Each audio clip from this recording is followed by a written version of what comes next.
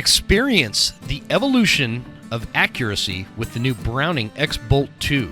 Guys, this rifle is something else. With the introduction of the X-Bolt, Browning has set a new standard in the development of bolt-action rifles. It was created around the goal of total accuracy, where every component worked in unison to improve downrange performance straight out of the box, from windswept tundras to rocky peaks high above the tree line to African plains and everywhere in between. The X-Bolt delivered the tack-driving accuracy a Browning rifle is respected for. And that's super true, guys. I really like this rifle from a standpoint of, like, it's not super heavy, it's not super light. I put a really nice scope on it. I love that Veritech stock because that is like one of those pieces of accuracy that, you know, that interface between the rifle and the shooter. Not everybody's the same size. The DLX trigger, you can get the plus magazine system for extra rounds. Great all-around rifle in the field. For those of you that are looking for a rifle this year to take to the field that you can feel real confident in and get really comfortable with, this is the rifle to check out. The Browning X-Bolt 2 should be one of your top contenders. Link is in the show notes. You know, back in the old days, there was this program called Layaway, where you can go into like a store and start making payments on something, some high dollar ticket item, and once you paid that off every month, it was yours. You could take it home. That's how I bought my first deer rifle from the Marine Corps PX on Camp Lejeune in North Carolina. And it was the first, you know, weapon that I bought that I purchased myself. It wasn't a hand-me-down. It wasn't my dad's. It wasn't anything like that. So I went and I picked out this 30-06, and I just didn't have a lot of money. And so I did the layaway program, but I needed a scope on it. And the cheaper scopes were all sold out. And so I bumped up to like this entry-level Leupold scope and put that on the layaway program and had them all, you know, put the whole package together for me and all that. Made the payments and finally got to bring it home. Ever since then, almost every rifle I've owned has had a Leupold scope. In fact, I'm having a custom rifle built this year, and it's going to have the Leupold Mark 5 HD scope on it. I just killed a buffalo with that scope. It's a really great product. And Leupold, guys, you know them. Everybody knows Leupold. They've been around since like 1907. They started as like a special instrument company or something like that. But these American-made products are fantastic. Whether you're looking for a spotter, binos, a rifle scope, accessories, tripods, bipods, all that kind of stuff. You can find it all at Leupold.com. And I'd really appreciate if you supported this American company that has a great American story. And I couldn't be a bigger fan of a company. And I'm so happy and thrilled that they've chosen to partner with the Western Huntsman. Thanks to Leupold, and thanks to you guys for supporting our great sponsors.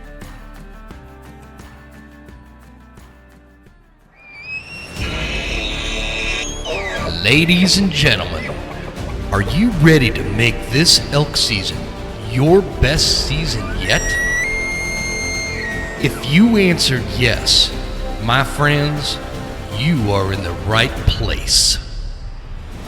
From the Western Huntsman podcast, brought to you by Phelps Game Calls, welcome to the School of September, the most comprehensive elk hunting series on the planet. We bring you the world's top archery elk experts to talk strategy, calling, and everything else to get you one step closer to some of your wildest dreams. From the Broken Time Studio to your knowledge toolbox, class is in session. All right, ladies and gentlemen, welcome to this next installment of the School of September here at the Western Huntsman podcast, brought to you by Eastman's Hunting Journals. School of September is brought to you by Phelps Game Calls, and you guys are in for a treat this week because one of my favorite podcasts that I listen, yes, I'm a podcaster that listens to podcasts, and I listen to a lot of them, but one of my favorite ones, and I am not saying this to be charming or, trying to, what do they call that? Brown nose the guest or whatever, James, whatever it is. But if you guys have not listened to James Nash's Six Ranch Outfitters podcast or Six Ranch podcast, you're missing out. It's actually, it's got to be one of the most amazing and wide topic wise, just this huge net that he casts out there of all these interesting topics that somehow all kind of wiggle and meander back into hunting in one way or the other, whether like mosquitoes to what was her name I just mentioned, Anna Borgman, butchery and philosophy, all these different topics that James talks about. On top of that, he's an outfitter, he's a hunter, he's got one of the best mustaches in the space. I love it, and I just want to welcome him back to the show. Proud to call you a friend, man. How you doing, James? I'm doing great. Thank you so much for the introduction, Jim. It's great to be back. I am getting so excited about this elk season. And it's not like that for me every year, right? I've been guiding for 25 years now, with a couple breaks in there for like time in the Marine Corps and whatnot. But yeah, I've been guiding for a long time. And some years, man, it starts to roll in and get a little close, and I feel anxious or unprepared. I never feel fully prepared, but right now I'm getting so excited about this season, and I can't wait for it. It's going to be awesome. It's going to be awesome for everybody who's getting involved in it. I'm super curious why that is, because I have that same like excitement that is not typical for me, and part of it I think is some things that have happened this year, like I have a new outlook on life, if you will. But man, I am so excited for this season, and it's good to hear you say that, because I'm like you. The only the only hunting seasons I've ever missed were I blame the Marine Corps. They sent me elsewhere, and so it's always, this time of year is always like almost anxiety ridden, from the standpoint is, like you said, I don't feel totally prepared. I feel like I'm a little behind schedule. I've been shooting my bow, but probably not enough. I've been practicing my calls, but probably not enough. And I think I messaged you like a year ago. I've been doing a bunch of e-scouting, and one of the areas I'm hunting, there's this big chunk of land, and it says James Nash owns it on Onyx. And I'm like, what in the world? I thought you had like this secret chunk of property over in my neck of the woods, but it's just a coincidence, apparently. it's an imposter. Yeah. Yeah, I'm telling you, man, he's a fake, a phony, an imposter, and I don't even know him. I shouldn't say that. Well, again, I appreciate, James. It's always a pleasure. I just I think about having you on the show all the time, and it's probably because I listen to your podcast all the time. For a guy, I'm putting 500 to 700 miles a week in the truck, and so that's what I do. I listen to podcasts, and so I think about having you on all the time, because you have all these different things that you talk about that are of interest to me that I'd love to pick your brain about. And you've got like this super extensive knowledge about a lot of things, and like truly, again, I'm not trying to be overly nice here, but you've heard the phrase jack of all trades, master of none. You're like kind of a master of all trades when it comes to the hunting space. And so it's a rare thing, man. Will you just give us like a quick bird's eye view of your background, and just in case somebody's been, living on the moon and doesn't know who you are, tell us a little bit about you, and then we'll dive into it. Absolutely. Thank you. My name's James Nash. I live on the Sixth Ranch in Northeast Oregon. This is not where I guide hunting. This is my family's ranch. It was founded in 1884. I'm the fifth generation of my family to live here and raise cattle. We do some fishing and a little bit of hunting for the family here. I started guiding in the wilderness nearby when I was 14 years old. I've guided backcountry horse and mule trips. I've guided whitewater, guided rock climbing, fly fishing, saltwater fishing, and I've guided lots of different kinds of hunting. But if I had any specialty, it would be archery elk hunting. I don't do a ton of archery elk hunting myself because I'm guiding every day of those seasons, and I have done that for quite some time now.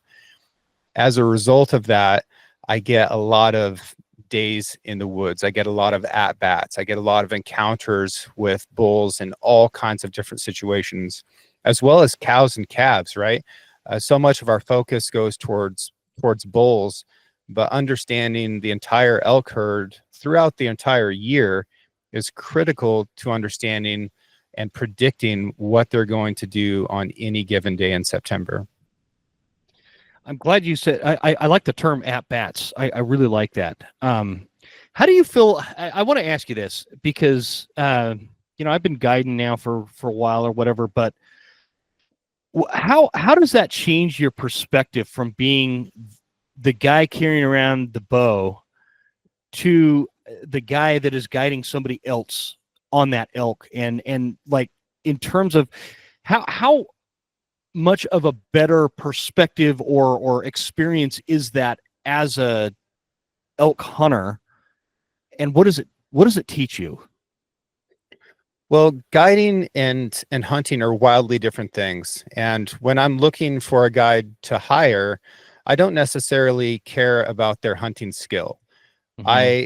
One of my very best elk guides has never killed an elk with a bow. I don't know if he even owns a bow. But Really? he understands the woods, he understands the animals, and he's an excellent people person. He's a good communicator, and he's selfless. And that's really what I look for, is someone who is willing to understand the hunter, understand their goals, and help them accomplish their goals given the limits of their time and their capabilities and the situation that you're in. And when I say situation, I mean like the conditions that period of the hunting season is offering you. And it's so much more complicated than which day of the month, which phase of the rut. There are a huge number of inputs that go into what that situation is. So understanding all of that, being able to communicate with your client and make sure that they're comfortable, that they're safe, and that they achieve a version of success which is attainable, and do everything that you can in order to do that while ensuring that they have a good time and have a good experience. That's what guiding is. Hunting is about, especially the more you do it, hunting is about understanding what your own goals are and what your own version of success is, and not letting anyone else negatively or unduly influence what your version of success should be. And then it's about developing the skills and the tools to go out and achieve that success. And that's one of the real beauties of it, is it is this lifelong endeavor to try to achieve something that truly cannot be achieved. And you're always working towards it. And if you hit a goal or if you hit a benchmark, then it automatically shifts to a distant point that you're now driving towards. And the people who continue to hunt throughout their lives, they're the ones who are always moving their own goalposts. Mm-hmm. And that's just such a beautiful thing. Do you have this thing where, like, when you have this goal or a mental thing in your mind of what a great outcome would be, and I'll give you kind of an example here in just a minute, that when you achieve that, does it kind of ruin it, or does it move the goalpost for you? Because for me, like, it's kind of ruined a couple things for me. I had it in my mind. I had this goal. I love fly fishing, and I guide fly fishermen and stuff like that, up here in Northwest Montana. But I rarely ever go out and fly fish for myself anymore. And that's really, if you knew me 15 years ago, you would think that was crazy sounding, because that's what I did, but I caught this particular cutthroat trout that, like, I've always had like mentally in my mind is the ultimate, right? It's the ultimate size. It was the ultimate conditions and the ultimate fly fishing method, if you will, of catching a small stream, high mountain kind of fish. And I got to the point where I caught several of them, but this one in particular, it ran its course for me on that. I've never had that with elk hunting or any kind of predator hunting or deer hunting even. Because I've killed some decent animals, and what that does is it just kind of moves that bar a little further. But for fishing it, like, I don't know if it like capped out, but that passion that I used to have for it, where I had this desire to go throw my fly rod around on a some mountain stream somewhere has kind of lost its excitement for me. And I'm curious if you've ever felt that from your perspective, because like your fingernail clippings have more success than I do, and so I'm just curious if you have, if that's a thing for you. Do you ever worry about capping out in like the elk woods? Absolutely. I've felt that burnout occur before, and I've pushed through it. It did happen for me with fly fishing, and I don't really fly fish for fun anymore. I'll do it with a friend, and I very much enjoy it when I get to do that. Yeah. But for me to go out right now and string up a fly rod and go down to the river and fish, I just don't have it in me. I went a little bit too hard at it, and I burned out on it. I have felt that sneaking up on me at times with elk, but what it comes to, Jim, is I'm insatiably curious, and there's always more to learn. So this is a goal that I can never achieve. I can never achieve total knowledge of elk. I can never understand everything that's going to happen in the woods. So this is my direction, and something that I can never quite catch. And because I'm insatiably curious, that will carry me forever. I think that the insatiably curious aspect of you is why your podcast is so good, because you ask really good questions that are thought-provoking. They're not just your typical, hey, what's your favorite color? Oh, it's red. Oh, thanks for asking that. Great question, James. Yeah, it's a very conversational, very curious. You ask some questions, it's like, man, now I feel stupid because I would have never in a million years asked that question. I would have never even thought of that question. But that's what makes your podcast so good. And that is on, and we've been talking about this summer on the School of September, is I think that's the beauty of elk hunting, is this you can have an insatiable curiosity about it, and you can have a million conversations about it, and you're still not going to cover everything that kind of encompasses what it is.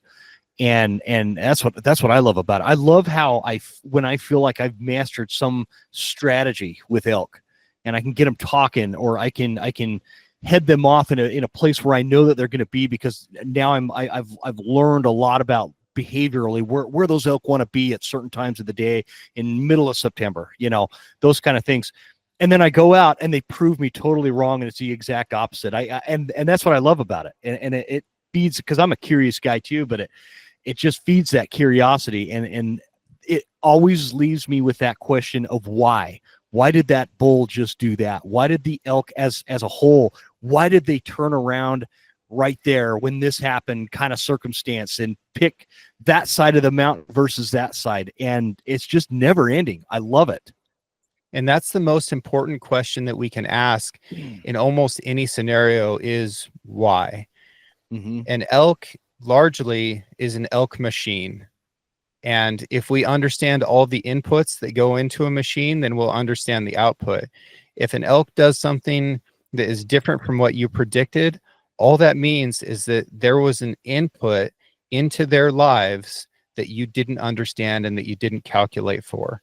And that's why we have to ask the question and then try and find out what the answer is.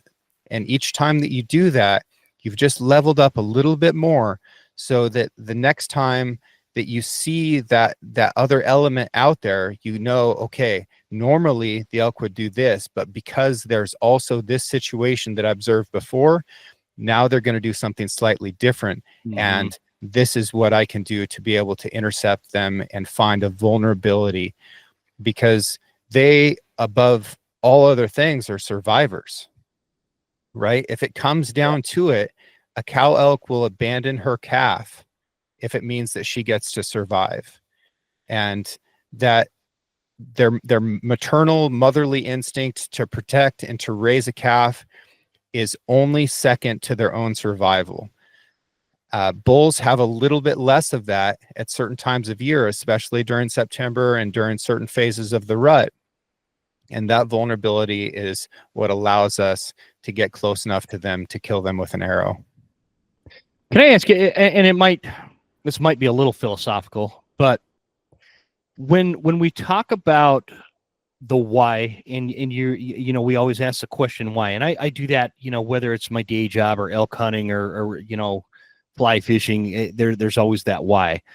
One of the whys that's been popping up in my head recently is, you know, for years, like on Facebook, for example, there's been this vitriolic reaction of hunters almost out of this kind of jealous rage that their success isn't as great as somebody else's success, and they get really mad about it, and they you know, blame the fish and game, or they blame the wolves, or they blame other hunters, and they blame non-residents, and they blame the price of elk tags, and you know, all these things that kind of factor into the fact that, man, I get it, you're upset because you didn't notch a tag, but taking it out on everybody else is not the right answer. And so I guess the why that pops into my mind, what are hunters doing that frustrates them so much?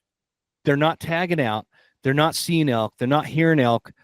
All they're doing is running into non-residents. Some of this might sound a little obvious, but I'd love to hear your perception or perspective as to what mistakes are people making that is keeping them from notching tags the most in your mind.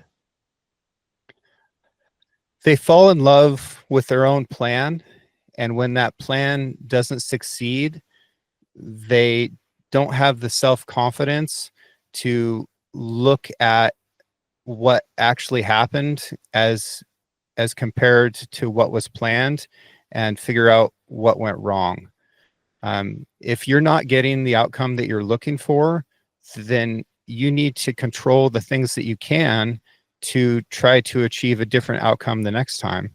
So just be humble about that, and understand that you are making mistakes even when you succeed, and try to make fewer of those the next time, and understand, you know, what those mistakes were.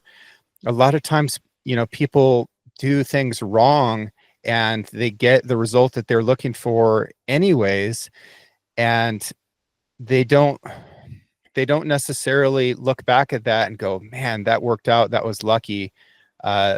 Let's see if we can achieve this result or the next result that I'm looking for, maybe with fewer mistakes or greater efficiency or greater lethality.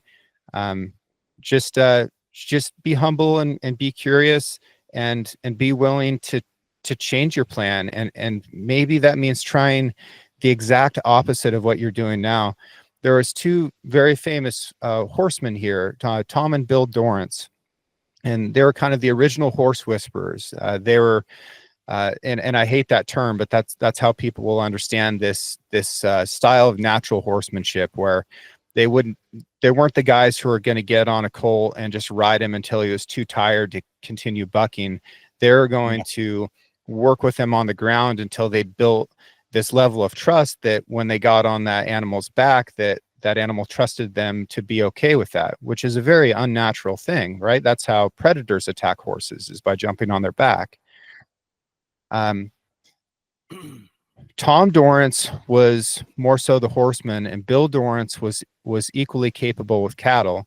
And something that Bill would say from time to time is, if you're trying to get cattle to do something and it's just not working, try doing the exact opposite. And sometimes that works really well. And I'll give you an example. If you're trying to move cattle through a gate and they're in a pen, sometimes they'll run back on you over and over and over again. They don't want to go through that gate. Well, if you try and push them into the opposite corral wall of that pen, they will just run back through the gate because they feel like they're getting away with something, right? The other thing about that, Jim, is that if you don't understand what the opposite is of what you're currently doing, then you don't really understand what you're currently doing. So it's a way of breaking yourself out of the perspective, viewing it with a wider lens and saying, okay, let's try the exact opposite. And dude, sometimes it works. So maybe I'm in the elk woods and I'm trying to call this bull in and he's hung up, and I try and give him some herd sounds or a breeding sequence, and I try raking, and you know, I try every trick that I can. something that I've done in the past that worked, that is more or less the exact opposite, is to leave that bull, walk in the opposite direction, and call as I go, right? And I've had bulls chase me down when I tried that, and Oh, when you more or less, I was doing the exact opposite of what I currently had been. when you're doing that, are you saying when you're walking away, are you making cow sounds or bull sounds? I missed that part. Yeah, a bit of both in that scenario, right? Okay, so like a small group. Yeah. Yeah, and that's going to depend on the time of year and the situation that I'm trying to present. But I I have to think of it from that bull's perspective, right? So he's coming in, he's stopped somewhere because he's just not sold on this whole situation. Something isn't quite right, and honestly, it's tough to sell them because when an elk bugles, they're making multiple tones simultaneously in a way that I simply cannot do with a diaphragm. I just can't do it. Yeah. So I'm incapable of making that perfect elk sound. All right. So maybe he's not buying it and he's not scared, but he's not going to commit to it. Well, if I leave, I've just developed in that bull the same thing that develops in a hunter's mind when they get target panic or when they get buck fever or bull fever. I've developed in him the fear of loss, right? So before he was afraid to come in, and that's why he'd hung up. Well, now he's afraid that the situation that initially had his curiosity and interest is going to get away from him. Interesting. I've done that. I've done what you've talked about from a standpoint of, okay, he's not committing, he's not coming in, so let's maybe I'll leave the hunter and then I'll start walking back and make a bunch of noise and they'll walk right into that hunter kind of thing. That works great with bear hunting too. But anyway, but I've never put it into that kind of perspective.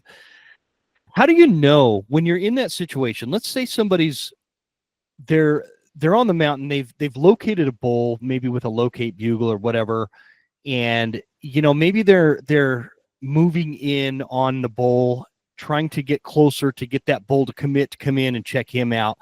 He's doing what you're talking about, where he's like, it's not like he's scared necessarily, but something's not adding up, or the math's not mathing or whatever. For one reason or another, he doesn't want to come and show himself.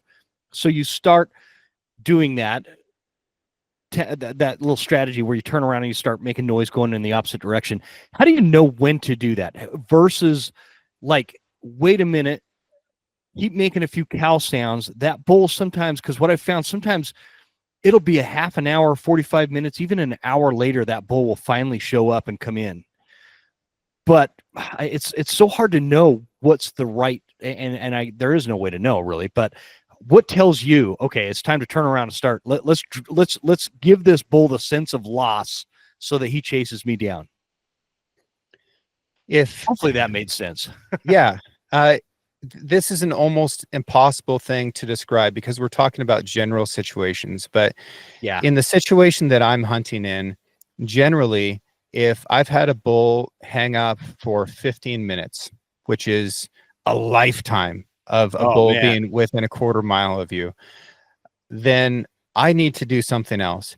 If I walk off and call my way out of that situation, I'm doing two things. One, I'm creating that fear of loss for that elk, and maybe he bites on that, maybe he doesn't. I need to be careful about it, and I need to walk off in a diagonal direction so that he doesn't come down and smell exactly where I was standing. Right. I need to give him fresh ground to come into. And I've got to think about the vegetation and setups and stuff like that if that bull does continue to come in. If he moves his position and does approach a little bit more closely, I might be able to do like a semicircle given the wind situation and quarter in on him a little bit, and then maybe semicircle back the other way.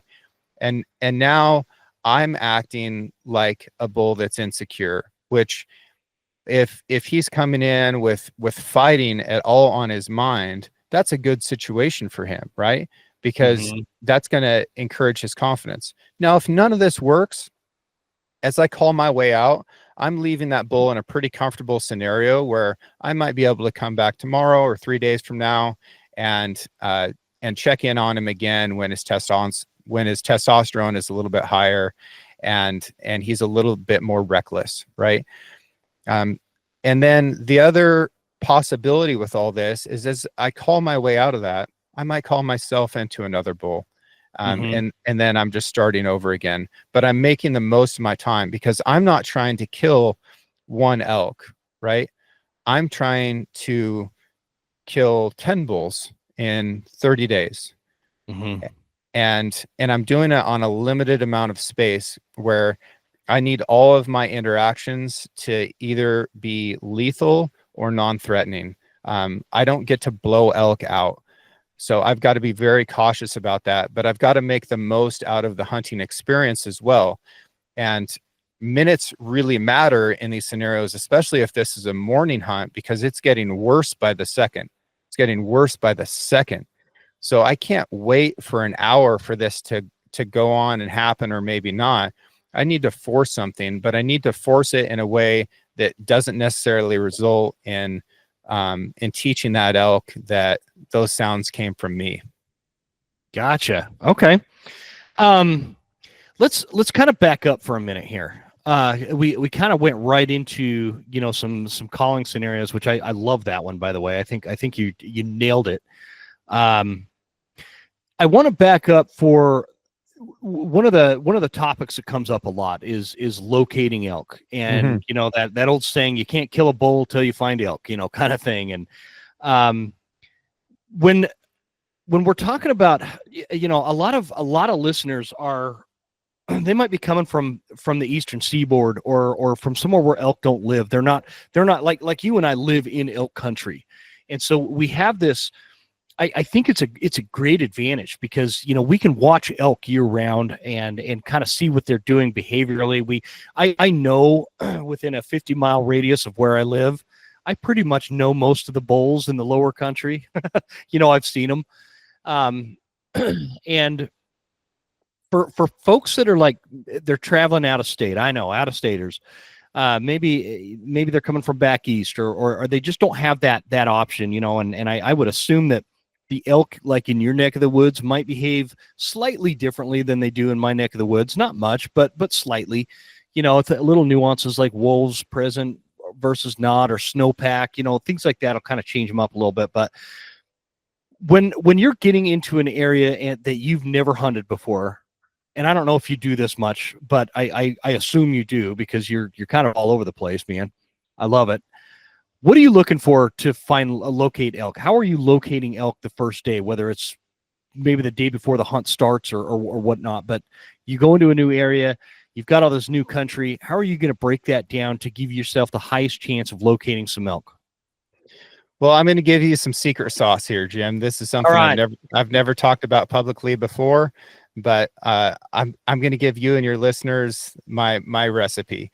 And before I do that, I'll give you a quick anecdote. I used to work for a really large gun company that, in order to plan anything, any kind of hunt, there might be 6 to 20 like board meetings almost beforehand. Oh, wow. And it was just crazy, a crazy style of planning any kind of a hunt. And in this instance, we were going to hunt a state that I'd never hunted in before, a region that I'd never even seen with my eyes before. And I looked at the map and I applied a couple filters to it that I had found to be successful in places that I had found elk here in Oregon, Idaho, Montana. I thought, well, an elk is an elk. I think if I find them in this kind of stuff here, I'm going to find them in this kind of stuff there. Yeah. I put 5 waypoints down on this PowerPoint slide that went up in this boardroom, and it's this very odd scenario. We ended up killing 3 bulls within 400 yards of each of those points. Wow. Right. So that's what happened in that scenario. And this was an over-the-counter hunt that was, I think there were 4 or 5 hunts that occurred in this unit beforehand, heavily pressured, and it worked. So this is what I look for. I look for a northeast aspect that has a bench that is a 1/4 mile from water, 1/2 mile from a trail, and a mile from a road.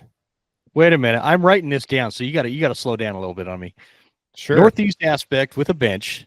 Northeast aspect with a bench that is a 1/4 mile from water, 1/2 mile from a trail, and a mile from a road.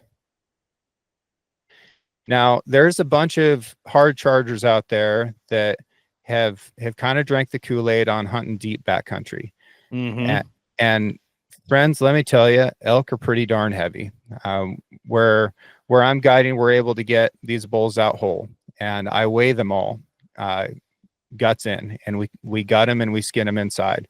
We also get hanging weights, we get meat yield, we pull teeth and send them to a lab to get their exact age. We pull liver tissue samples so that I can see what the mineralization deficits are in these elk. We study them as closely as we can with what we have. The heaviest bull I've ever weighed is 814 pounds, and it was an absolute monster. This is the type of bull that I think a lot of people would look at and say that's a 1,000-pound elk, but it wasn't. Yeah. I'll also say that by the end of September, the heaviest bulls that I'm weighing are like 710 pounds. So they're losing 100 to 150 pounds that month. Another very interesting thing about these weights, while we're talking about it, is if I've got a 4-year-old bull and a 7-year-old bull, say the 7-year-old bull weighs, 790, 800 pounds, 4-year-old bull weighs just over 600 pounds. When I skin them, remove their head, remove their guts, those elk are going to be within 20 or 30 pounds of each other on a hanging weight. Really? Right. Even though they're a couple 100 pounds off on their live weight. Yeah. So the muscle and the skeletal systems is very consistent from an immature, like teenage bull versus a fully mature bull that is 6, 7, 8 years old. No kidding. Okay. What has changed is the weight of their skin, the weight of their head, and their guts. Mostly their guts are significantly larger in these older, more mature bulls. So that's like a major breakthrough in my mind. I would have. It was for me too, Jim. Do you do that same kind of collect that same kind of data on like a whitetail? One of my partners does, and he's done it on over 1,000 deer at this point. So he's got excellent data on Intermountain West whitetail. Is there a consistency from a standpoint of your hanging weight of meat and skeletal is the same on all age class of mature deer grown deer? I don't have that data, but I can tell you one of the really interesting things that he found on these Intermountain West whitetail is that when their body weight is at their heaviest, their antlers are at their largest. There's a school of thought with some of these Midwest and East Coast deer hunters that these deer are going to get bigger year after year. But if you see an Intermountain West whitetail buck that is really muscled up and he just looks like a physical specimen, that's as big as he's ever going to be. And that tends to be what I find with these elk as well. So at age 6, they are what they're going to be. We see some gains in mass in years after that. I'll see fluctuations of around 30 Boone and Crockett inches year to year. And that largely depends on the quality of the grass the previous year, which I can get into why that is if people care. But mostly it's the grass of the previous year that affects this year's antler growth. And tines tend to get a little bit shorter, but overall their scores are largely going to remain the same between ages 6 and 12. The reason I have a lot of curiosity with that, I do want to circle back to this quality of grass thing for just a minute. That kind of stuff is really important, I think, for hunters to know. Everybody wants to talk about the latest bow and the best gear and how to call, but it's this other stuff I think that really moves the needle. But the reason why I'm curious about that is kind of personal. Last year, both of my daughters got a buck in November, whitetail season. My younger daughter shot a spike And my older daughter shot a 4.5 pound or a 4.5-year-old buck, a very nice buck with her bow. And when I did basically the hanging weight between those, there was almost more yield on those rear quarters on that spike than there was that older buck. And I was blown away with this because, you know, I've shot spikes in the past, and I felt like the meat yield was not great, but I wasn't getting as deep into the data as you are on that. It was more of a hillbilly guess. I cut this many pounds of burger off or whatever, but last year it was noticeable. I mean, it really was noticeable. The yield off of that younger buck was impressive, and it does that have. I know. I think you were referencing more the antler growth, but does the quality of grass, does that have an effect year to year? Like some years, that spike was just because of the grass, or well, it was deer. So whatever they're eating is better quality than maybe the year before, and that could be the reason why the yield was higher. 1,000%. And here's why. Yeah, let's talk about that. It's very easily understood with cattle, right? So if I have a healthy cow, she's going to have a healthy calf that is going to grow larger faster. Okay. If you have an unhealthy cow, she's going to have an unhealthy calf. And it's to do with nutrition for sure, but it's also to do with water cleanliness, stress, parasites, large number of things. What we find in the areas that have a lot of wolves is the birth weights are universally lower on all of the calves in that area. Are you talking cows or elk? I'm talking about both of them. Okay. Right? Because they're both ungulates living on the same land, exactly, in largely the same circumstances. It's just easier with moo cows to understand it because we've got more control on them. We've got ear tags and we can check in on them a little bit better. Yeah, makes sense. Right. But the same thing happens with elk. So if you've got a really good grass year, well, that is when that cow is carrying that calf, whether we're talking about moo cows or elk cows.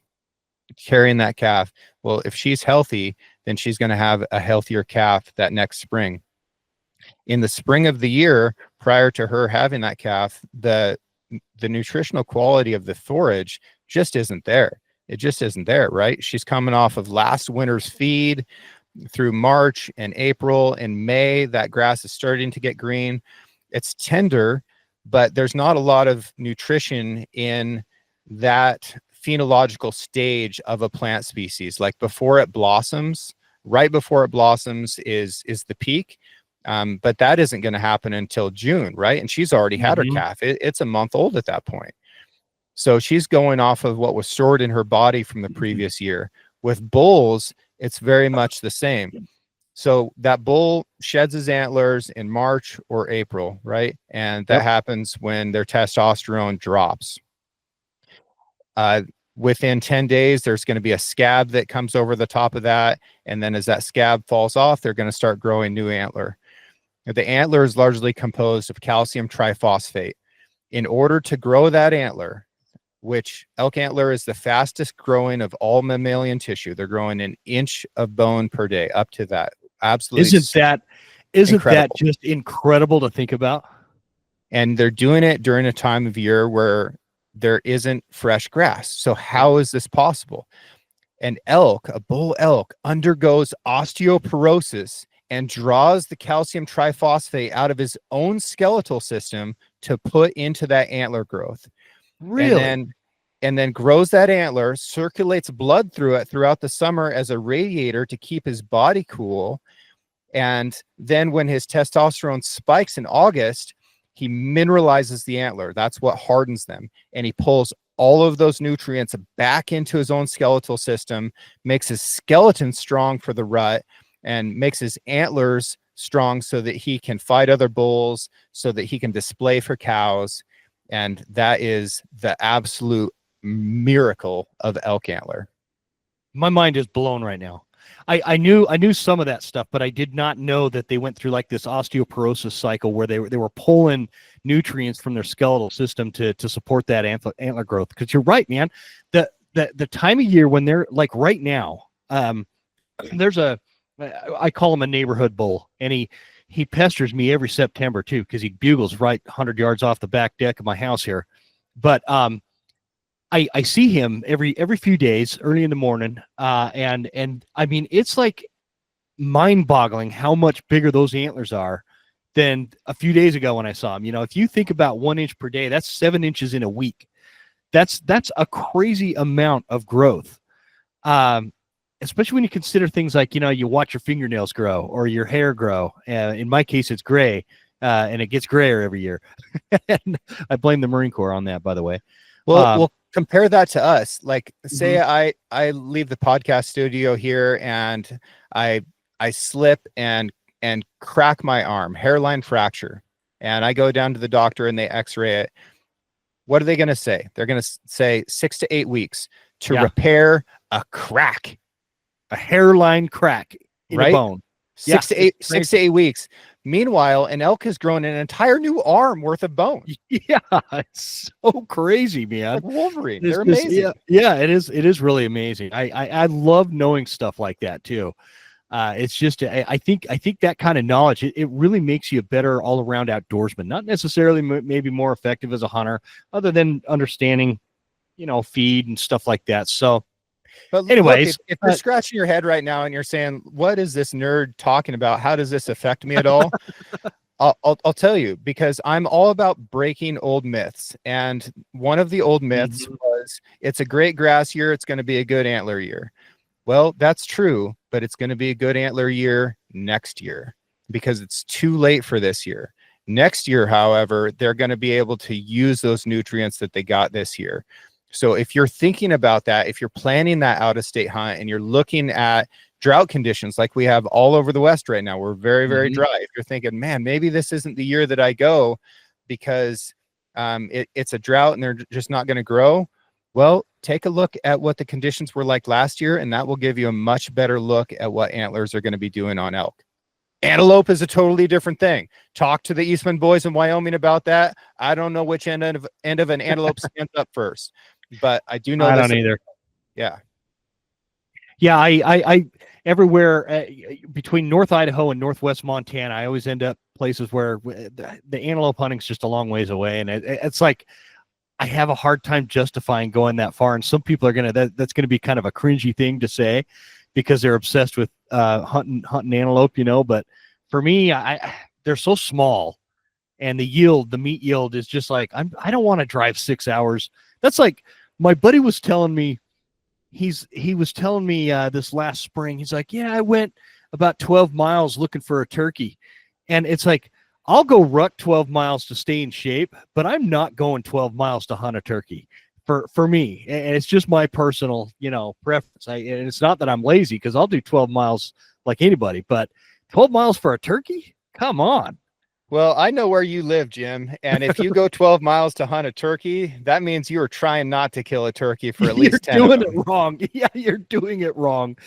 I am telling you. So interesting stuff, man. I really love that kind of information. It makes me, I was like, and I probably say this redundantly in every episode that I do for School of September, but I always want the audience to come out with like this light bulb moment or some kind of new information that just invigorates their excitement for the elk season. I feel like that's what information like that does. And so does Northeast Aspect with a bench, 1/4 mile from water, 1/2 mile from trail, and 1 mile from a road.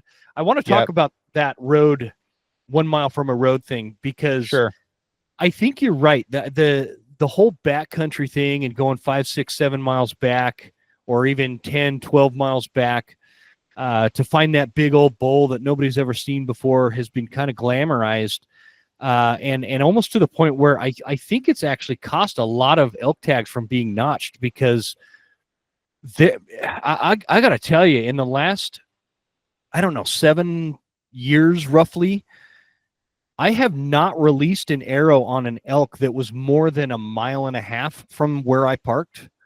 And and I always thought that that was kind of a real specific thing to this area in North Idaho I was hunting, because North Idaho, it's unique country from a standpoint. There's Forest Service roads all over the place, and it's really hard to do like a 7-mile trip into the backcountry where there's no Forest Service roads somewhere. There's just a lot of access in the national forest in North Idaho. And I know you can. There are areas. Trust me, folks. I know, so I don't need the emails about it. But it really doesn't lend itself to that, like maybe Central Montana or Wyoming or Colorado would, or even parts of Oregon. Anyway,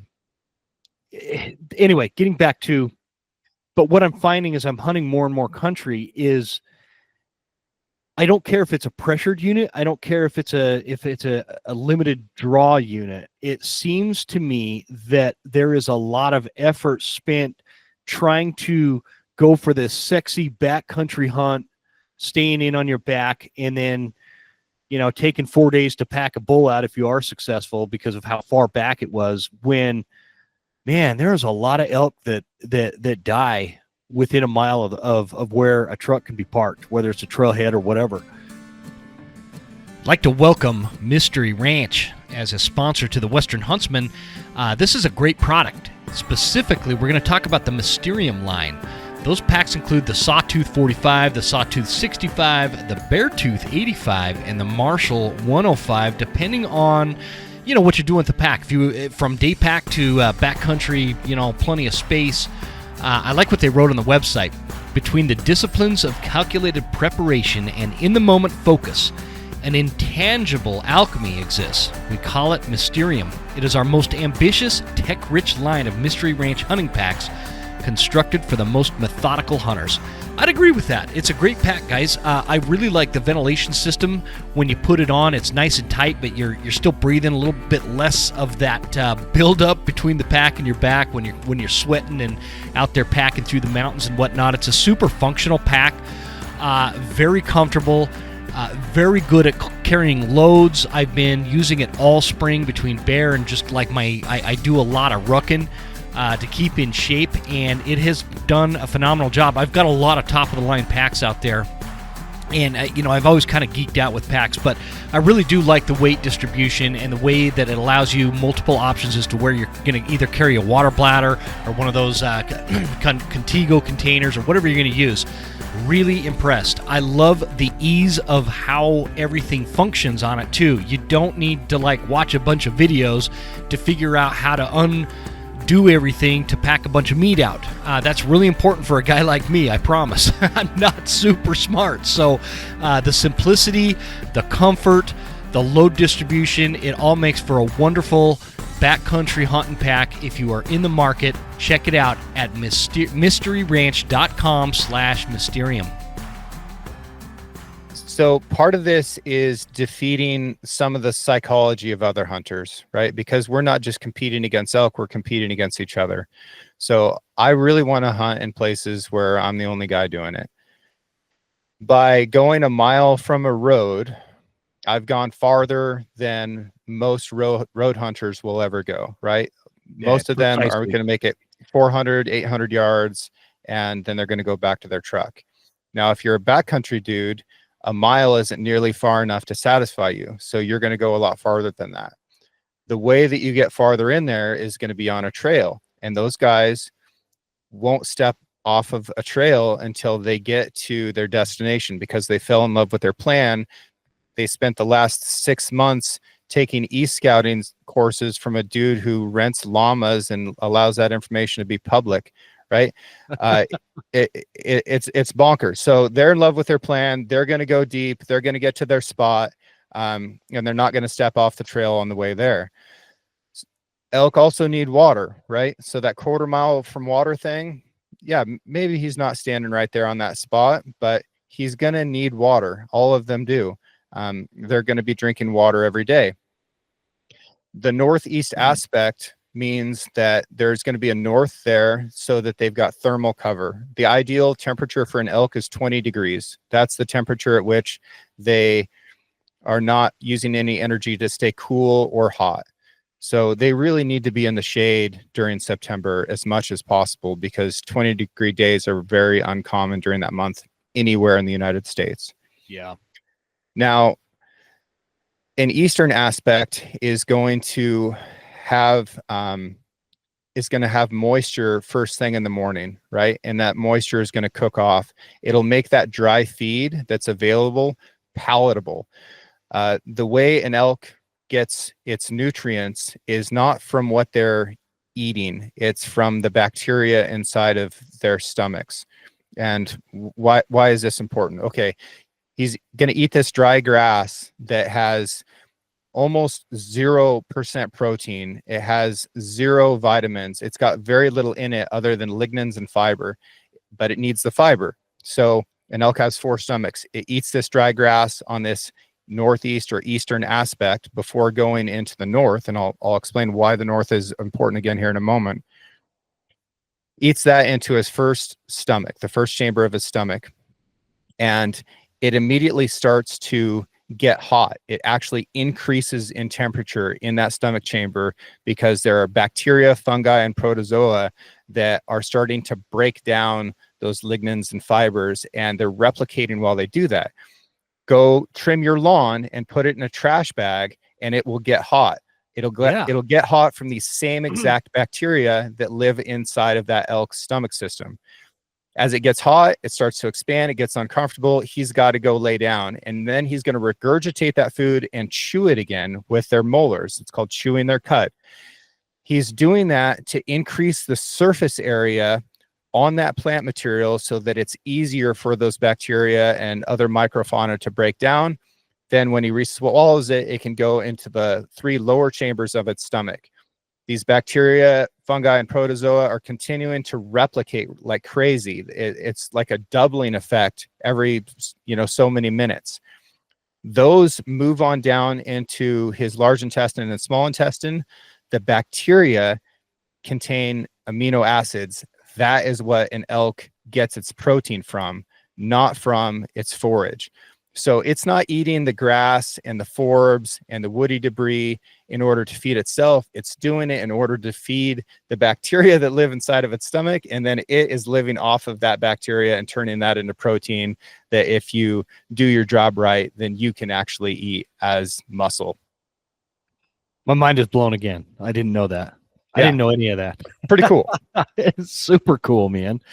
That speaks to, so I mean, to simplify kind of what you're talking about, just out of curiosity, for like, or trying to translate it into like a layman's terms, like for a guy like me that could understand, what does that tell you about what they're eating? And does that suggest anything as to what a hunter should be looking for on the ground that elk are going to be more prone to eat than something else? Or is that irrelevant? No, I look very closely at vegetation, not only when I'm in the woods, but also when you guys post the photos of you standing next to your bull. I'm looking very closely at the vegetation that is in that photo, because that tells me everything I need to know about where to find elk in the area that you're in. So that's really important. I look at soil types. I'll look at soil maps, and I'll look at the places where I found elk in the past, and then I'll go down to NRCS and say, hey, can you show me a soil map for this area that I'm going to go hunt in, Northwest Uzbekistan? And they'll be like, sure. And they'll pull it up, and I'll go, okay. I know that soil type produces this type of vegetation, and that's the type of vegetation that I've been killing elk in on September 20th through September 25th over the last 7 years. So I think that if I go to this spot and I find a northeast aspect that's a 1/4 mile from water and 1/2 mile from a trail and 1 mile from a road, I bet there's an elk standing right there. Holy cow. That's super scientific, man. Like it is, but it's available. It's right there. It's available. Yeah. I love it because it's another tool. It's another tool to add into our mental toolboxes when we're talking about this, because who was it? It was my buddy Guy Duplantier. He's like, we're the only demographic on the planet that has a success rate with something that we're doing less than 10%. And yet we still kind of obsess and go back and try it every year. Can you imagine if if I don't know, a football player, a quarterback had a 10% chance of getting a pass to the right running back or whatever, and landing that. What, like, is that something they would keep pursuing? And I think that it speaks to our commitment to it. And so I think that this is important stuff. And I didn't know that you could actually do that. Now that you say that, James, I'm going to blur out my pictures where the elk is laid up, so you can't come and steal my spot. Yeah. Well, it's not just about like taking somebody's spot, because that's not what I'm trying to do. I'm kidding about that. And that's not what I need to do. But it does give me another data point of like, okay, this is the day that was dark timber, or maybe there's some ferns in this picture, or maybe this is dry grassland. What can I deduce from that? What can I learn from this? And what questions can I ask? Like, why was that elk there? Yeah. And then if I can find the answer to that, then I can start predicting why another elk might be in something similar, and then I can put myself in that situation, right? So I know it sounds nerdy and scientific and weird, but look, it's just not that hard, and it's right there, and it's available for you. An elk wants to stay cool. It wants to stay safe. It needs something to eat. It doesn't want to be bothered by people. A bull needs to breed cows. The cows aren't going to come to him. He needs to go to them, at least to their area, and then he's going to be trying to call those cows over to him. He's going to be trying to assert his dominance and display for those cows that he's the bull that they should be getting bred by, because they get a vote in this. A cow's gestation period is only not gestation period, ovulation period. It's only 17 hours long, and she wants to get bred by 2 or 3 bulls during that time. Right. So they're really trying to say, hey, I'm the guy for you. Like, I'm the one who has the stuff to carry on your genetic code, which is the second biggest priority in her entire life. Yeah. Yeah, absolutely. Can I want to kind of shift gears a little bit here, though. I want to get back to this thing you talked to. I forgot that you have this thing against llamas. And I've always found it really funny, because you're pretty aggressive with it, and it's hilarious to me, because I've got no dog in the fight. I can care less. I'll never use a llama. I kind of think they're a little silly, but some people are real passionate about llamas, and take them out and yeah, there is a mental health crisis in this country for sure. What do you hate about them so much? Why is it you've got that kind of reaction to llamas? Well, it's manyfold, but the bottom line is that llamas cause absolute disasters in the backcountry when they run into horses and mules, and some of that can be really catastrophic, where lives are lost, and you've got mules going off trails and things like that. Every llama person knows that horses and mules have that reaction, and they make the decision to do that anyways. I think it's pretty selfish and irresponsible to go out there and do something like that, where that there's a good chance that you're going to cause an absolute disaster. Now, I'm not saying that horses and mules have the right of way or anything like that, but it would be similar to like wearing a grizzly suit and like jumping out at a horse. Like, that's going to scare that animal. So that's patently irresponsible. The other thing is llamas just can't carry very much weight. They can carry less weight than a teenage girl. And that was my thing. That was my whole thing. Like, why take them? I can carry more weight. No, it's like an emotional support animal. And I see these guys going in there, and all that the llamas are packing is food for themselves. So like, that's just a companion animal at this point.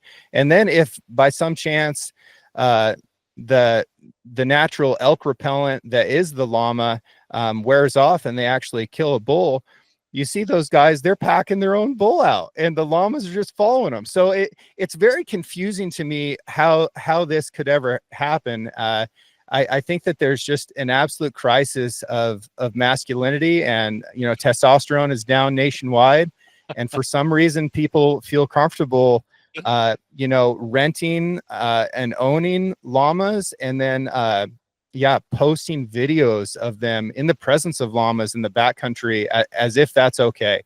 Farthest thing from it. I couldn't more strongly encourage people to not get involved with this type of malarkey. Just do better. Do better. Maybe like a string of chinchillas could help you out. Like each of them could carry a broadhead for you. I just it's so bizarre. It's so bizarre to me, but people do it. As long as they do, I'm going to give them a hard time. That's never going to end. I love it. Bless their hearts. I love you. Like, you have legitimate passion against it, and actually it's pretty helpful. I didn't know that horses and mules had that kind of reaction, so it's good to know, because I've never seen anybody with llamas up here, but we use them at the outfitter quite a bit, horses and mules, and so I duly noted, especially on some of those more dangerous, treacherous trails, if I see a pack of llamas coming. But what you can do, Jim, along those lines, just to prevent a problem, and a lot of horse and mule guys know this, but try and find one of these poor souls out there who owns llamas, and they'll usually have like an old road brush out there for the llamas to scrape their dirty hair on. Get one of those and put it in the pen with your horses and mules so that they can get used to that disgusting smell, and that will prevent some of that phobic reaction in the backcountry. Because when I was guiding these trips as a kid back here in the Eagle Caps, that's when I was starting to have some of these really scary incidents on very narrow trails and incredibly steep country. And I just thought, this is senseless. Wow. People are bringing this pack animal back here that can't carry much weight, that's causing these disasters. Why is this happening? And then later on, for some reason, there was a virality to people thinking it was a good idea for hunting. It's bonkers. It's bonkers. We need to end the madness. It's funny, I have friends that they roll with the whole llama thing, and I've kind of given them a hard time in the past before, because it's just, I don't know, it doesn't compute in my mind, just the weight ratio that they can carry out. But well, let me back that up by saying, sure, they can maybe help you pack some chunks of meat out here and there, but like, they can't carry enough to justify feeding a llama all year round, not to mention multiple llamas that you're going to need to even get an elk out. So it just doesn't compute. But there is a lack of masculinity, though, James, in this country. I went to Maui a month ago or so, and all the dudes there, the tourists, not the native Maui folks, it was the tourists. I noticed every time I'd go into like the men's bathroom or whatever, they kept staring at themselves in the mirror, and it was like they just stare at themselves like, I don't understand what they're looking at. And for me, I have two daughters and my wife, and they look at themselves in the mirror a lot too, but they're girls. I don't understand the man thing. And so it was eye-opening experience, because you get all walks of life over there on that tourist side of the island. Okay, anyway, I got way off topic there, man. Yeah, it's all good. But man, how great are Native Hawaiians, man? I love people in Hawaii. They're awesome. They're so hospitable and wonderful, and they're territorial, but they're very proud of their home and so gracious, and live in a really tremendous place. Yeah. I learn a lot from the Hawaiians, and they're assassins. They are great hunters. I'm actually hiring a Hawaiian guy to guide for me this year. And very excited about that. Danny Bolton. So he's going to be the new member of the Six Ranch guide staff this year. That's amazing, man. I couldn't agree more. I actually, in fact, a couple of episodes ago, I had him on the show, but I met a buddy over there. I met a guy on the plane, actually. He was on his way home. I was on my way there. And his name's Bobby Collins. And we talked the whole flight on the way over to the island there. And I mean, just what a super cool guy. He's lived there for 20 some odd years. And he calls it, he's got that aloha spirit, and he's a great hunter. He brought me some access deer meat to my resort, like way out of his way. He asked me what resort we were staying at, and I told him, and I didn't know why. And he let me know, hey, I dropped off some access meat and some, he also had some mangoes and some avocados from his garden, which were both amazing. Yeah. And I mean, like, you wouldn't get that in the States. And so, or not in the States, but here on the mainland. You could, I suppose, but it's just like this guy I didn't know drives over an hour out of his way to bring some Axis deer meat and mangoes and avocados to some guy that he doesn't barely know. And we hit it off, man. I'm going to go back and see him and hunt some Axis deer with him, hopefully next year. Good. So it's awesome. I just love it. And that's another great thing about, what's interesting is, like, and I always ponder this, but like the hunting community as a whole, outside of intruding on each other's, what we consider our hunting space, outside of that, you meet them at a Applebee's and you're instantly friends because you're both hunters. Mm-hmm. Now that does not transfer to, like, the manners we have with each other on social media, or seeing each other up on the mountain thinking we're intruding on our drainage or something. Do you feel like there's work we could do as a community on that front? Yeah, I think we should gas each other up a lot more. And I make a conscious effort to do it, even though it comes naturally to me to an extent. But think about when you post something, you're doing that because this is something that you care about. And if somebody comes along and, says something nice about it, that validation feels good to you, right? And I'm not saying that we should be posting to seek other people's validation. Like, you should be confident in yourself all on your own. But it's such a little thing, and it does help, right? So if you see somebody and they've posted something that they went out and hunted and they worked hard for, or went fishing, or if they grew something in their garden, or found a huckleberry patch or anything like that, take the 17 seconds that it takes out of your life to say something nice. And I would love to see us doing more of that as a community. It's not a hard thing, but gosh, it sure feels good when people do that. And if you do it for somebody else, that'll feel good to you too. It's really easy to get swallowed up in the negativity of things.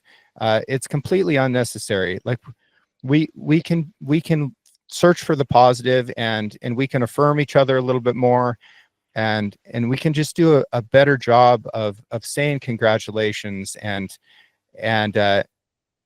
answering people's questions, and asking questions. Like, that's good. We should be using this incredibly powerful tool to help improve each other through communication. It doesn't have to be competitive. It doesn't have to be posturing.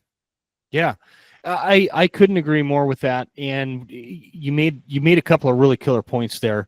The thing that I always go back to is, and maybe it's from when I was a kid, and my grandma would say things like, mind your manners and mind your business, and treat others, the way you want to be treated, just real elementary things like that. When you build upon that, we need to be stronger as a community, as a group of people, because of we are so outnumbered, James, out there from the standpoint of the data is roughly in the neighborhood of less than 5% of actual tag holders on an annual basis of the population in the United States. And I don't know if we combine that with Canada, how that would mesh out, but in just the United States, consistent every year tag holders are less than 5% of the population. And I feel like we've got this loud group of people on the other side that are they're the animal activists, the anti-hunting movement, whatever you want to refer to them as, the PETA types or whatever. But that's, we're like getting to a point where that number is coming up. I used to be worried about vegans, but I figured out the data. Not most. A large percentage of vegans do not care to force other people to live that lifestyle. They just want to live it themselves, and that's how it should be. That live and let live kind of mentality, which is beautiful. So I don't worry about them. The other part of that is most vegans only last, I can't remember what the stat was, but it's like 18 months or something, and then they go back to eating meat, and then another vegan is recruited, and that's how that number stays consistent. But it's never the same folks. But gosh, where was I going with this? I got totally sidetracked. Yeah, I got you. Yeah. So, yeah, we are a minority, but we're stronger than what we think. I was looking at Humane Society of the U.S. They have tremendous sway within politics, as far as like things that oppose hunting and all this stuff. If I look at their annual budget, it is smaller than Rocky Mountain Elk Foundation and Wild Sheep Foundation combined, right? And that's only two of our organizations. That's only two of them. And we have so many. There is so much money that moves through the United States in hunting. It's like $28 billion a year, most of which is in travel for hunting and fishing, or more for hunting. Sorry. It's a huge amount of it's a huge amount of money. It's a huge number, almost impossible to understand. And then our organizations, our nonprofit organizations, also garner a huge amount of money. If we combined that, we would be so much more powerful than this other minority, right? Because most people are just in the middle. Also, most of the folks that support something like PETA or Humane Society of the US, they're going to agree with me on 90% of the things that I believe, right? So if we can start with that and like, all right, let's pick 9 things that we agree on. Okay, we're both human beings, or we're both rational. I noticed that you care a lot about animals, like, and they'll be like, yeah, very much so. Like, hey, you know what? I do too. And this is the way that I care about them. And I understand that this method, that this relationship that I have with animals, where I kill and eat some of them, might seem confusing to you, because killing something and loving something often feel like they're separate things. But in this case, they're the same. And that's a difficult thing to explain. But if you can start with the things that you agree on, then you can start working on the things that you disagree on, find the aspects of it where you are overlapping in your opinion, and then you might be able to just move forward together and find a solution that's going to work for everybody. Because people are pretty reasonable, and there's a lot of forces that benefit from having us divided. But the reality is, mostly we all agree. And I think that we just need to start with those things that we find that we can agree on. And I would even extend that to the guys who hunt with llamas. I bet I could find stuff that I agreed with those guys. That's a stretch. That's a stretch, James. That's pushing it. I'm trying to be magnanimous here right now. Is there like a psychology behind that? Like I mean, I guess as I ask it, it becomes a little bit more obvious. So, but I'll still ask it. The psychology of you are connecting with a human on some level, that you create this likability factor between the two of you, makes the disagreements that you find out later less intrusive in your mind, or however you want to put that. But it's less of a big deal, versus if you meet somebody and the first thing that you guys talk about are the things that you disagree on, it kind of creates this disliking for each other, because people like people that are like them. That's just a kind of a basic human nature thing. That's, well, we like reinforcement for the things that we believe in already. So that's called confirmation bias. So if I believe in something that's a little bit on the edge, like let's say I believe that in October deer turn into elk, right? If somebody comes along and they seem like they're a rational person and they say the same thing, it's going to be really easy for me to believe what they're saying, because I already want to believe that. Yeah. Right. So it's just creating momentum in that same direction. And we're all really vulnerable to confirmation bias. But yeah, I think if you find yourself in those situations, which, anybody who has a public facing or online type of deal, they're going to have those conflicts. Mm-hmm. Go ahead and start with like finding something that you can agree with that person on, and then proceed from there. And if somebody just comes right out of the gate and is spitting hate, I oftentimes will like switch over to messages and be like, hey man, you doing okay? Like, I noticed you were a little upset about this. Like, things all right in your life? And you wouldn't believe the number of times that people have come back and been like, you know what? I'm I'm I'm sorry. No, things aren't okay. Like, my wife just left me, or my dog just died, or whatever. And it's like, gosh, that sucks. I'm really sorry to hear that. Hmm. I understand where you're coming from, because most people's default isn't anger to start with, right? Yeah. Yeah. Um, and yeah, that also doesn't take very much effort to do that, right? Just a little bit of compassion and empathy. Where did you learn that? I want to, let me ask it this way. Do you feel like your experience in the Marine Corps helped you observe a deeper human interaction, or like, uh, sometimes I try to get a little too philosophical, and really I just need to simplify it. When I was in the Marines, James, I became friends with people that I would have never otherwise became friends with, because, Hmm. hey, you know as well as I do, we have all walks of life. Some of the dumbest people I've ever met were in the Marines, and some of the smartest people I've ever met were in the Marines. People that grew up in, I had a buddy straight literally out of Compton, California. I had another buddy that was a kind of a highfalutin, high society, New York City kind of guy that he grew up in, a hippie kind of guy from Seattle, and the biggest hillbilly I've ever met from Alabama that jumped out of my truck out of Camp Lejeune one time because he thought I'm pretty sure there were some adult beverages involved with this, but he thought he was going to land on the back of this little whitetail and tackle it right out of my truck. That didn't work, by the way. Don't try it. All these different walks of life come together in this really intimate kind of place, where you do everything together. Does your empathy, do you feel like you have more empathy because of that experience, or is it the same for officers? Because I was an enlisted guy. Is that experience the same for officers? And if so, did that give you some more empathy?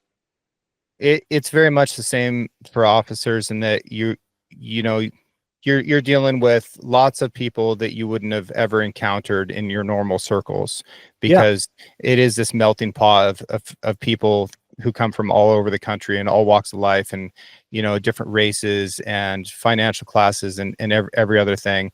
And you get put in the same stressful situation together, and you eat together, and you sleep together, and then the bonds that form from that are really incredible. And that's such a powerful recipe, right? It's like Yeah. stress recovery and food, and trying to accomplish a common goal. Like, that's how you develop camaraderie. I also was blessed with tremendous leaders in my time in the Marine Corps. And when I say leaders, I don't just mean the people who outranked me. I mean the NCOs and the lance corporals that were in my platoon. Like, I saw tremendous acts of bravery and compassion and empathy. And then from some of my senior officers, I was actually thinking about one of them today, and realized I need to find his phone number. He was the battalion commander. His name was Lieutenant Colonel John Lauder. Uh, and he could remember the name of every single Marine in the entire tank battalion. Not only their name, but Really? he would remember the name of their spouse or their girlfriend, the sports team that they were into. He would go around and talk to everybody. And when he came up and talked to me, he'd put his hand on my shoulder, and he would ask me questions about my life and questions about my platoon and how my Marines were doing. And I later found out that he would go home and he would write that stuff down, and him and his wife would use flashcards to memorize that stuff. That's And incredible.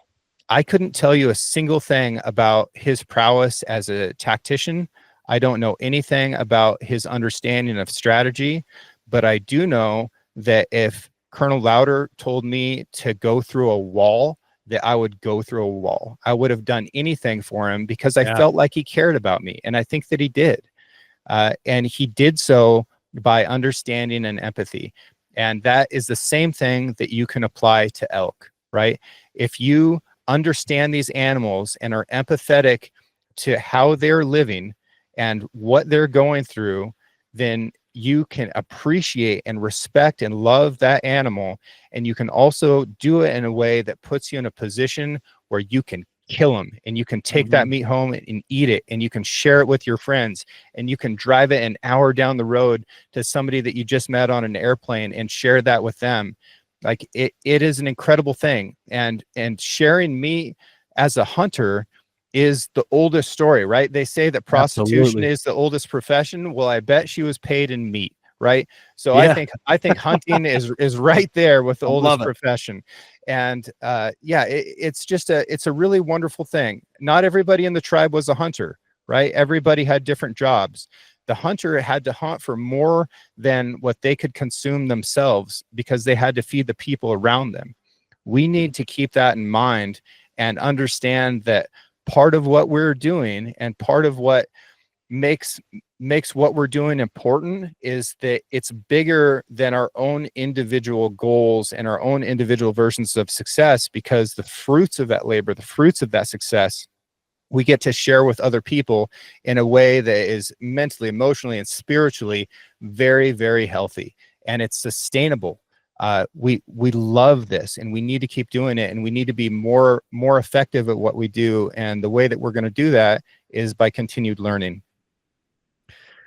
For all you out there listening, I think it's important. It's a good time to bring up if you were wondering why I listen to the Six Ranch podcast, this is why. I mean, James, I love what you said about the leadership topic, because I think that good leadership is the essence of whatever flows well comes from good leadership, whether it's a military unit, whether it's a group of hunters, and you, James, you really are a leader in the community of hunting. And I think that, I don't think that you come at it from the standpoint of, I want to be a leader. You just are, because of your empathy and your knowledge and your experience and the way that you present yourself. You treat me like a friend, and we've had maybe 3 or 4 conversations in the past, and I really appreciate that part about you.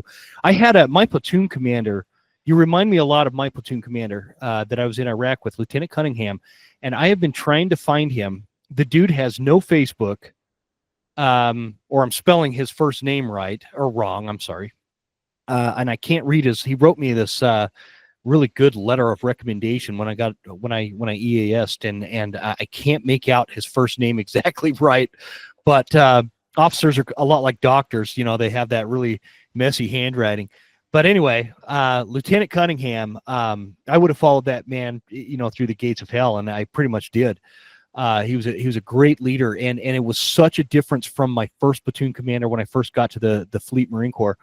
And my confidence in what I did then versus what I did under Lieutenant Cunningham is night and day. I mean, I can't even put into words the difference in our confidence as a platoon and as a unit, and as this cohesive thing that had a mission to achieve under that good leadership. I not to go on a tangent, but it just bodes to, what I'm saying. You are really a leader in the hunting space, and I hope that people listening to this will now understand. Like, when I listen to your podcast, James, I always feel better about myself. I feel better about what I can go out into the world and do, and I've always learned something. And those 3 things, I think, are really critical. If a human can have that delivered to them in some way on like a weekly basis, and it doesn't just have to be from a podcast. It could be from anywhere, maybe leadership at the company that you work for, whatever. It makes us all better, and that's what you do, man. And I think it's important that you know that. So I know I've kept you a lot longer than I think I told you an hour, but well, I'll take that compliment on behalf of my guests, because they're the ones who the show is about, and they're incredible people. And I feel so privileged to have those conversations with them and share those conversations. And I come away from those conversations feeling the exact same way that you're describing, because it's pretty cool getting to have those talks.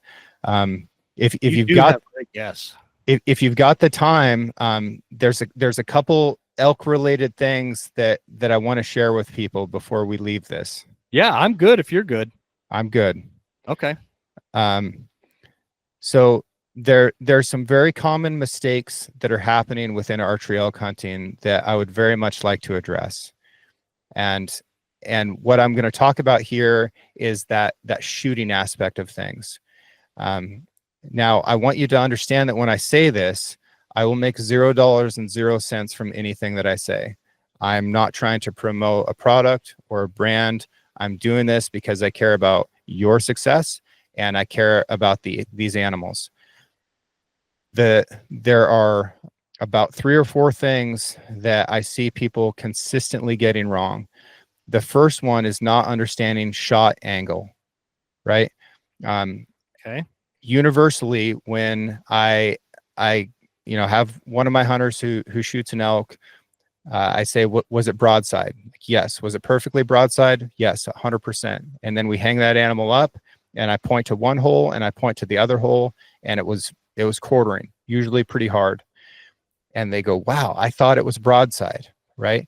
So we need to get better at really understanding what broadside looks like. The next thing is shot placement. There are some very old myths out there about where we need to be shooting these animals. And I feel like I've been able to simplify it to the greatest extent possible on describing the ideal shot placement for an arrow or a bullet. And what I want people to do is get a broadside shot. I want you to reference off the highest point of the hump of the shoulder. So that's going to be your left and right. And if you've got pins, that's going to be really easy for you to do. So just line your pins up with the hump of that shoulder.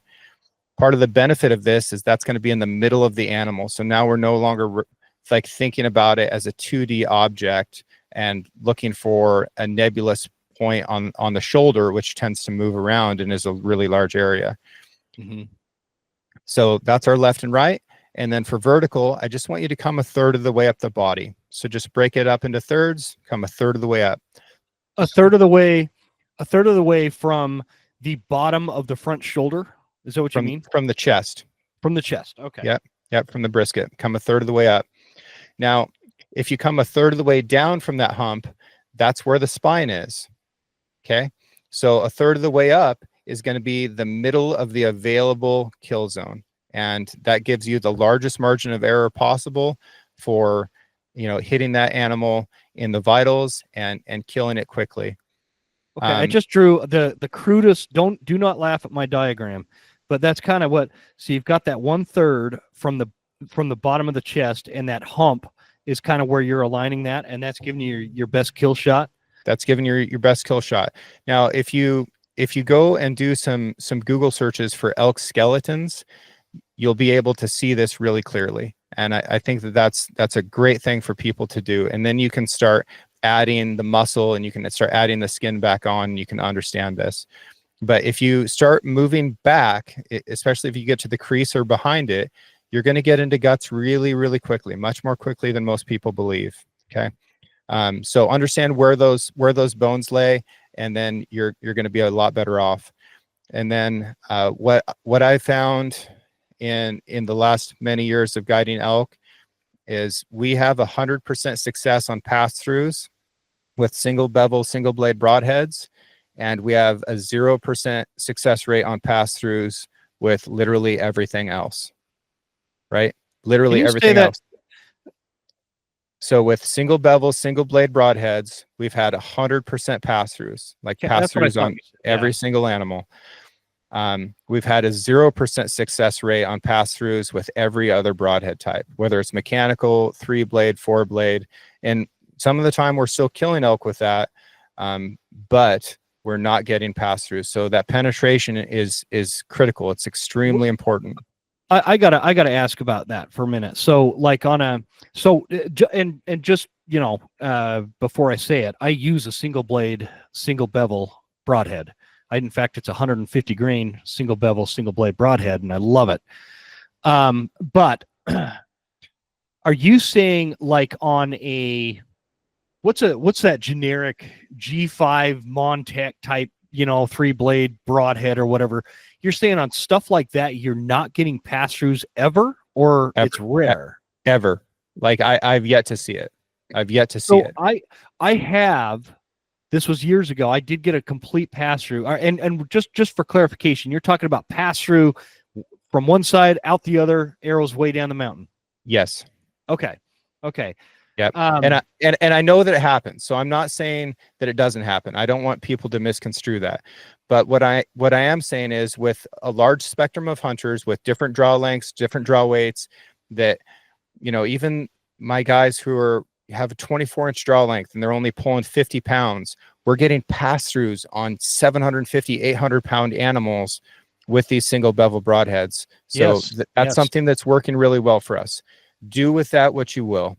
Vantage Point Archery has beautiful a YouTube. broadhead. Yes, that's my go-to, man. And they have I believe it's a YouTube video somewhere. I don't know if it's on their website or on the channel, but it shows where they basically dissect this bull where the broadhead entered into the front shoulder, penetrated it, and still exited out the other side. Yeah, it did not hit the second. It was your first mistake shot angle.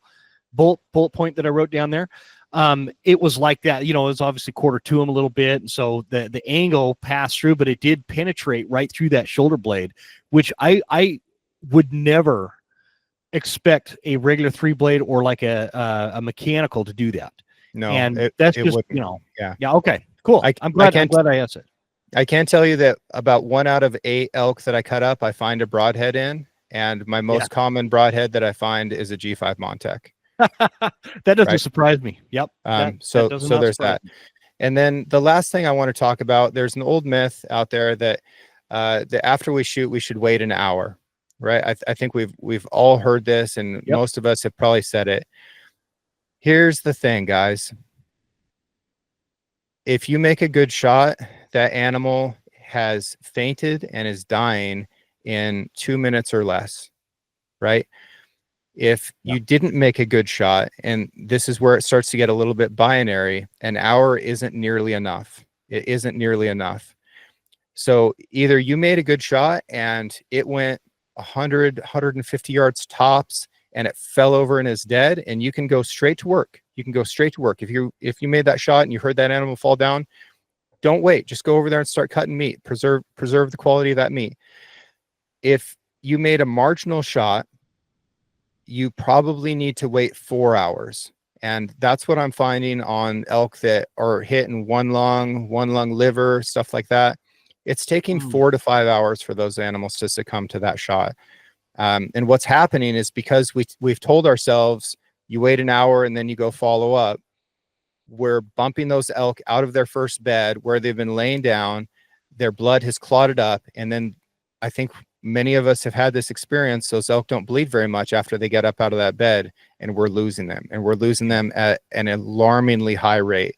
Whereas if you would have just waited another 3 hours, then that animal would have been dead in that first bed, unless another elk comes along and bumps him or whatever. But yeah, I want to kill that. I want to kill that myth. I want to kill the myth about shot angle, shot placement. I want to kill the myth about how long you should wait. And I would be so grateful if we stopped using mechanical broadheads to shoot at elk, because the rate of failure is pretty high, and there's just not much to be gained from it.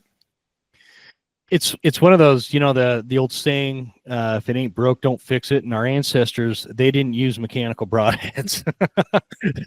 And so I agree with that. And anytime I bring up this topic, especially on School of September, I get a lot of, feedback, negative or otherwise, about, well, I've killed an elk with a mechanical. I've killed 20 elk with a mechanical. And you're not saying it, and I'm not saying that they can't kill elk. We're saying that your odds of killing an elk, well, I am saying your odds of killing an elk being successful is going to be greatly increased by using the proper broadhead, which is not a mechanical, and preferably they don't even sponsor the show anymore. They used to, but if you guys need a broadhead, that Vantage Point Archery, I'm telling you, is a really tough broadhead to beat.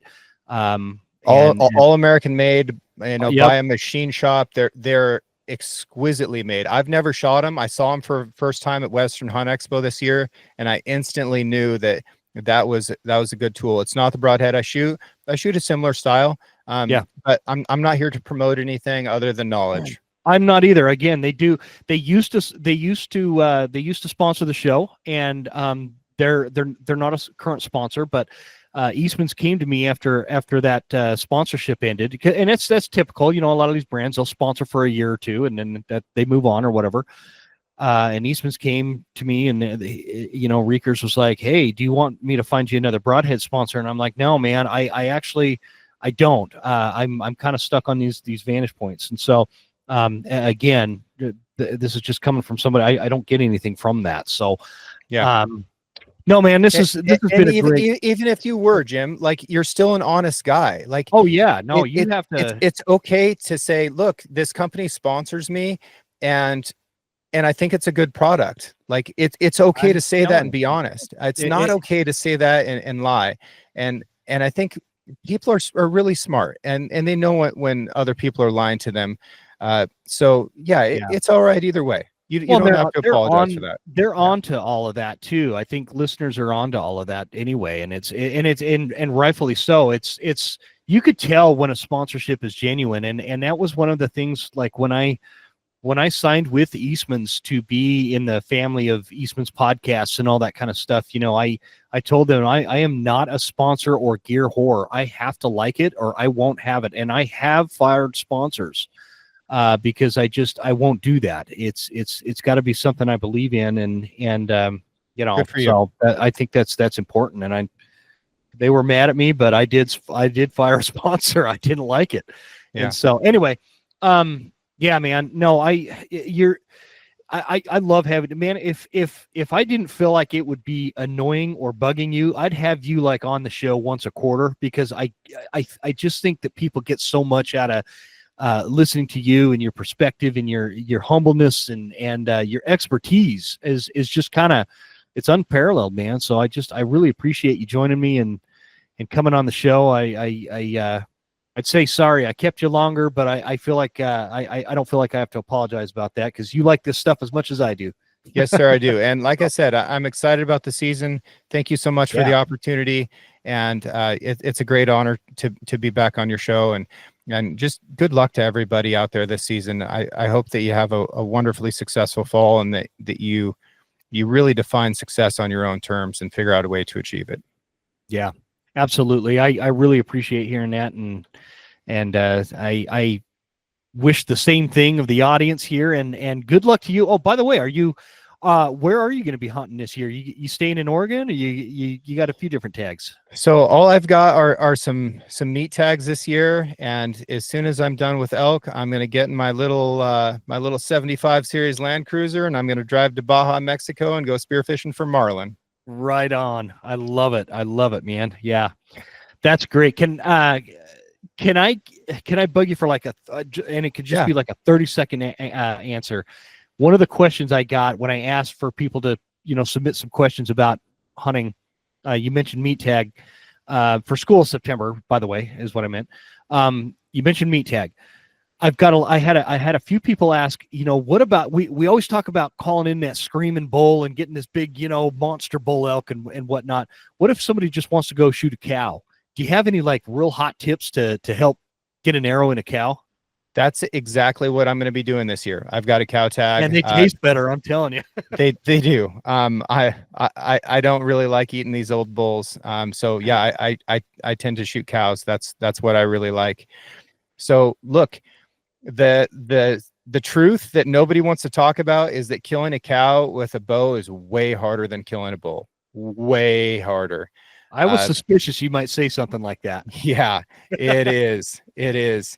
And even like my guides, and I have what I think are the best elk hunting guides in the country, period. Like, my guide staff are hitters. They're incredible dudes.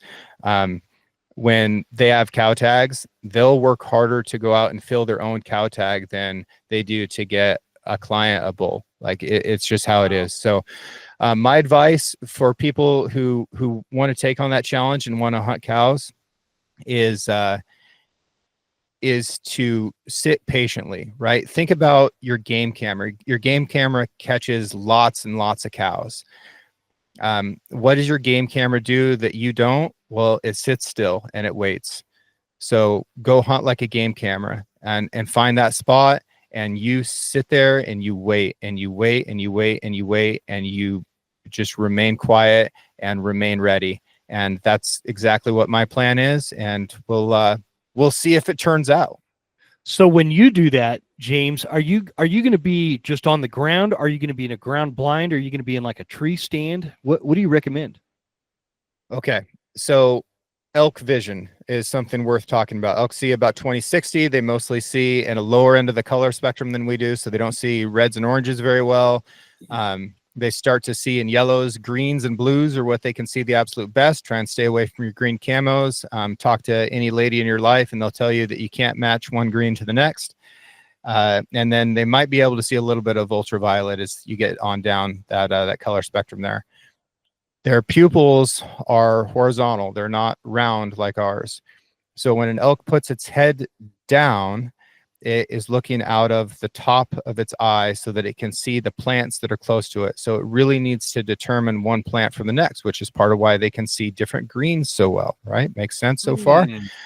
Interesting. If an elk needs to look far away, say an elk is grazing and it hears something, what does it immediately do?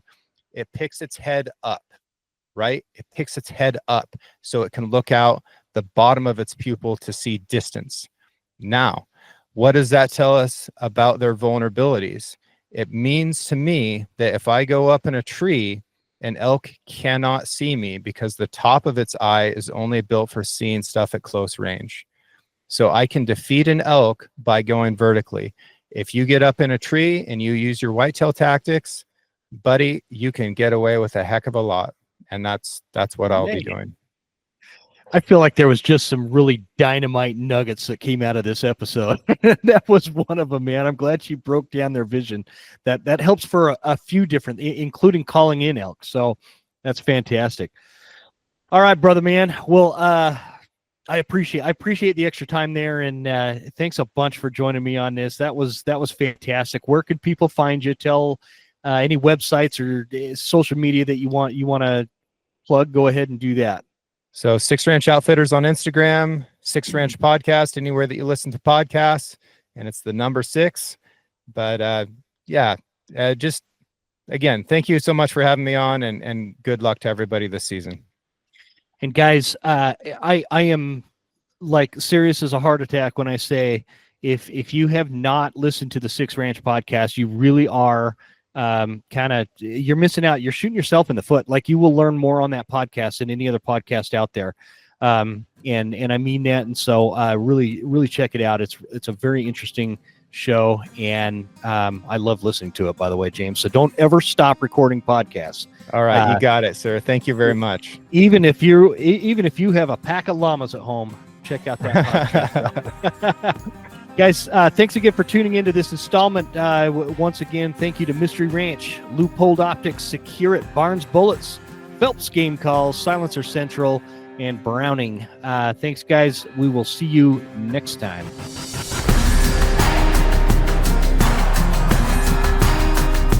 You made it. That's the end of the episode. Thank you so much for tuning in. Please make sure you're following us on Instagram at the Western Huntsman, and write us a good review at Apple Podcasts. Thanks, guys. See you next time. Stay Western, and I'll see you on the mountain.